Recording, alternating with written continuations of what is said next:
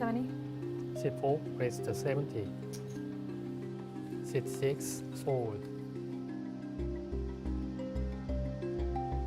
Sit 8, call.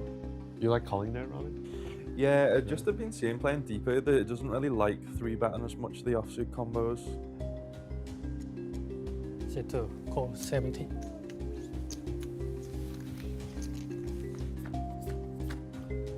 This episode of Weekly Poker Hand is from Game of Gold by ggpoker. Make sure you check out Game of Gold. The show is amazing. You can find it on YouTube. Watch this video first, though. In this hand, we are playing at a four-handed table where there are some point implications. We're not going to worry about that so much, though, because we are very early in the tournament and stacks are not really going to be at risk anyway. In this hand, Olga raises it up with ace 2 of hearts under the gun, playing about 60 big blinds deep, which is perfectly fine and reasonable. Over around to Michael Soyza in the small blind with queen, jack, offsuit. Both folding and calling are viable options. He opts to call. And then Luther in the big blind calls as well with ace 4 of spades. So far, so good. Let's head to the flop. Sit 8, check. Sit 2, check.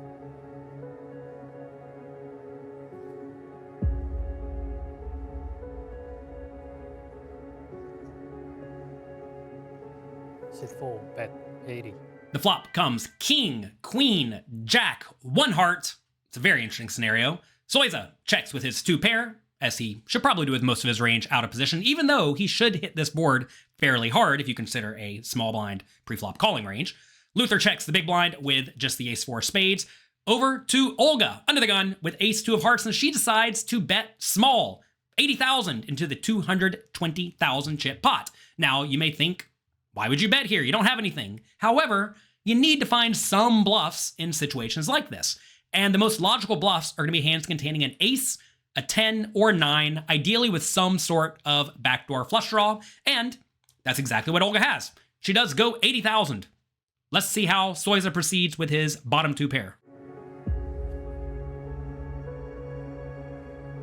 Sit 8, call 80. Sit 2, fold.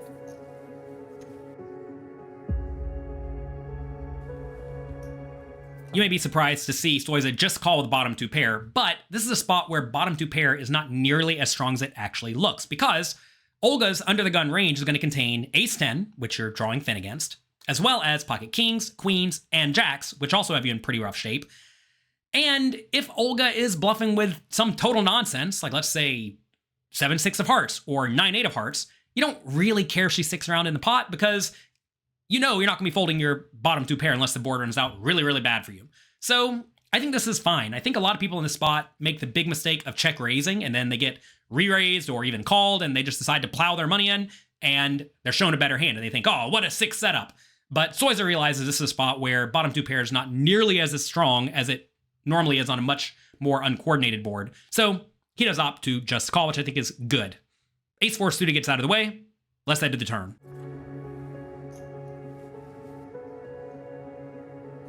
Sit 8, check.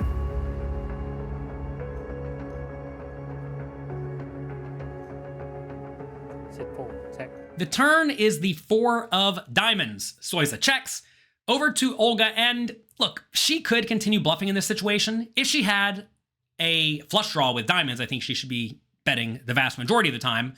And she should probably continue bluffing with some junky bluffs like an ace or a 10. That said, if you bet with all of them, when you have any ace or a 10 that does not have a pair, you're going to be bluffing far too often. So you do need to give up some portion of the time. She does check it back this time. Let's head to the river. Oh my God. Well, we don't lose a lot. Yes! Our turn to do it. Yes, baby. Sit 8, check.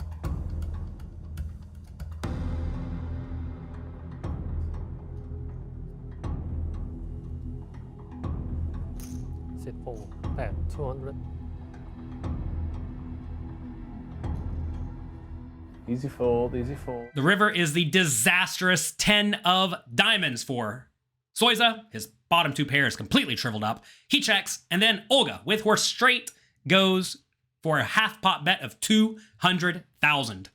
Kevin Martin seems pretty convinced that this was just a trivially easy fold.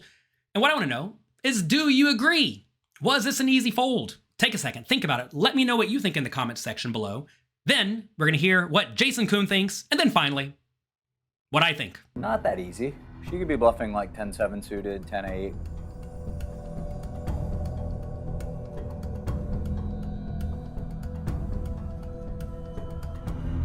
Sitting.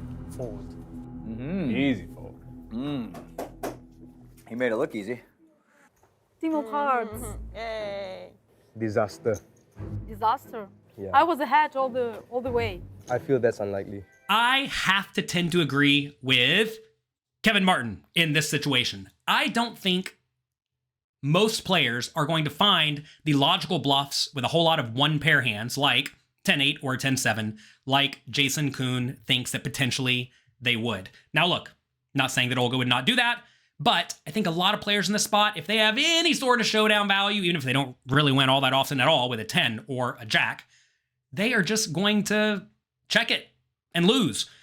And I think a lot of people get in trouble, especially very high level players, thinking on the river, you know, this is a reasonable bluff catcher, because let's get real. The 2 pair is a pretty reasonable bluff catcher if your opponent will take a hand like a 10 or a jack and turn it into a bluff. The problem though, is that I have to presume Olga's going to bet with an ace or a 9 or a flush in this situation. I realize she doesn't have a whole lot of flushes. Maybe she doesn't have a whole lot of 9s because a lot of those may continue betting on the turn. But if she has any of those, she's definitely going to bet the river. And it's kind of hard to find a whole lot of hands that are going to want to bluff. And I'm not convinced that most players in general will bluff with them the vast majority of the time. This is a spot, by the way, where if you do have a hand that can't really win at the showdown, you probably should be bluffing with it, because you should have a whole lot of ace-x in your range. When you have a whole lot of straights in your range, you get to value bet wide with a large portion of your range, right? And that allows you to bluff wide. This is a spot, though, where I think most people habitually under-bluff. Therefore, you should be folding out the majority of the time with your bluff catchers, even if they are decently strong like 2 pair. That's gonna be it for today. Hope you enjoyed today's video. If you did, click the like and subscribe button down below. Click the notification bell. Huge thanks to ggpoker and Game of Gold for letting us use this epic footage. If you're gonna have a season 2, please put me on. Good luck in your games. Have fun. And whenever you flop 2 pair, I hope it doesn't run out of 4 straight. I'll talk to you next time.